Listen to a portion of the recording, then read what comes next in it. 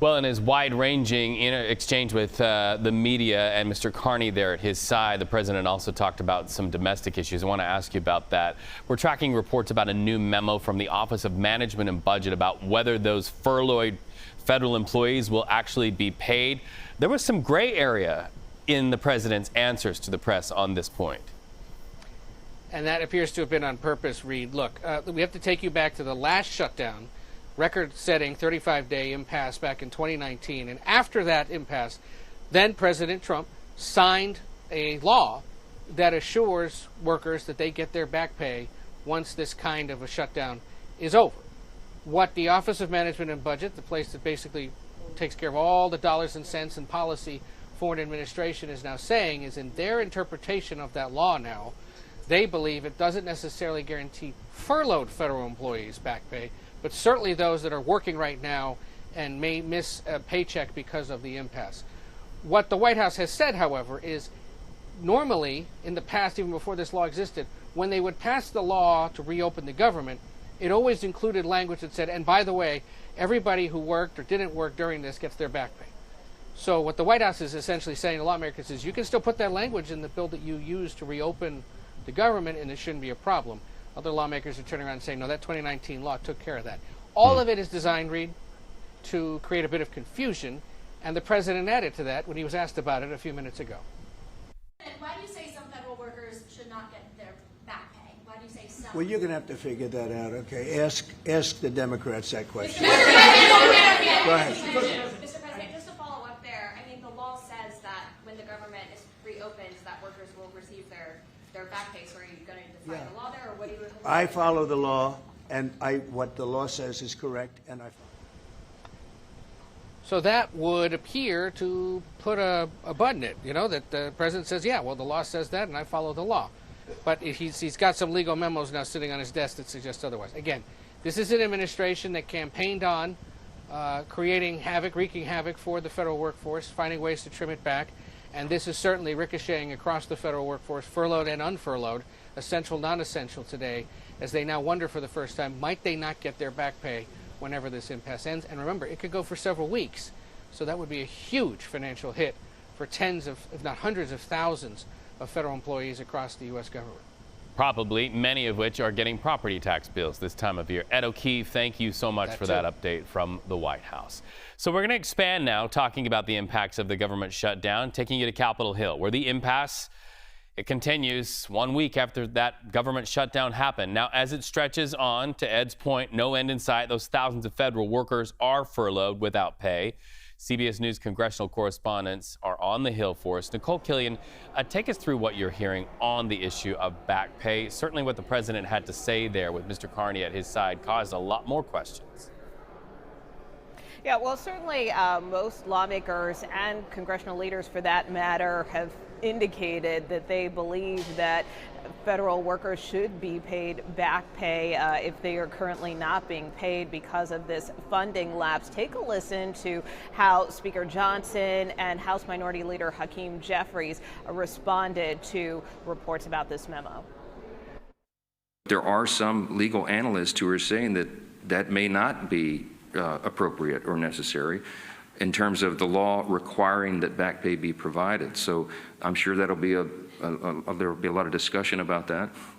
But there are legal analysts who think that that is not something that government should do. That, if that is true, that should turn up the urgency and the necessity of the Democrats doing the right thing here. Even more pain, more than I just listed, for more people. Donald Trump and his administration have been torturing federal employees since the very beginning of his presidency, engaging in mass firings, harassing them, brutalizing them, laying people off without justification, and violating the law. So let me be clear to those hardworking federal employees who are now being victimized by this Trump Republican shutdown. We continue to stand with you.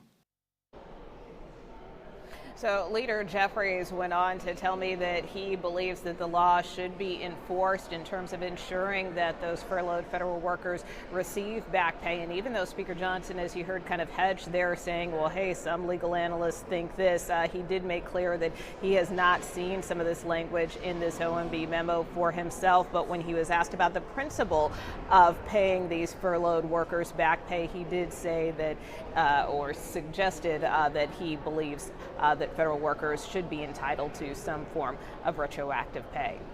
And definitely, it seems from his words that he sees this as another way to pressure Democrats to make a move here. I want to ask you about something else, because we know that you're watching the testimony of Attorney General Pam Bondi at the Senate Judiciary Committee's oversight hearing. Want to listen to an exchange about the deployment of National Guard troops in U.S. cities. Let's listen to that together, and then I'll ask for your feedback on the other side. Let's go ahead. Were you consulted by the White House before they deployed National Guard troops to cities in the United States? I am not going to discuss any internal conversations with the White House. You won't even say whether you talked to the White House about this? I am not going to discuss any internal conversations with the White House with you, Ranking Member. I noticed that. What's the secret? Why do you want to keep this secret? The American people don't know the rationale behind the deployment of National Guard troops in my state. The word is, and I think it's been confirmed by the White House, they are going to transfer Texas National Guard units to the state of Illinois. What's the rationale for that? Yeah, Chairman, as you shut down the government, you voted to shut down the government, and you're sitting here, our law enforcement officers aren't being paid. They're out there working to protect you. I wish you loved Chicago as much as you hate President Trump. And currently, the National Guard are on the way to Chicago. If you're not going to protect your citizens, President Trump will. I've been on this committee for more than 20 years. That's the kind of testimony you expect from this administration. A simple question as to whether or not they had a legal rationale for deploying National Guard troops becomes grounds for a personal attack. I think it's a legitimate question. It's my responsibility. So, Nikole, your takeaway, because a lot of the questions that she has been answered were answered the exact same way, that she's not going to say.